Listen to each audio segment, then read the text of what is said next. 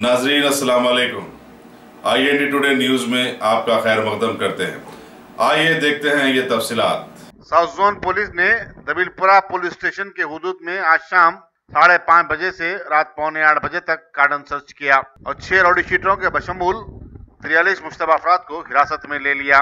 इसके अलावा 80 two wheelers और 3 ऑटोज भी जब्त किए गए जिनके दस्तावेजात नहीं थे। जिन इलाकों में कार्डन सर्च किया गया उनमें नागाबौली, दबिलपुरा स्टेशन और याकुतपुरा स्टेशन के इलाके शामिल हैं। कार्डन सर्च में एक डिप्टी कमिश्नर के अलावा एक एडिशनल DCP, एक ACP, 10 इंस्पेक्टर्स, 25 सब इंस्पेक्टरों समेत 250 मुलाजिमीन ने हिस्सा लिया।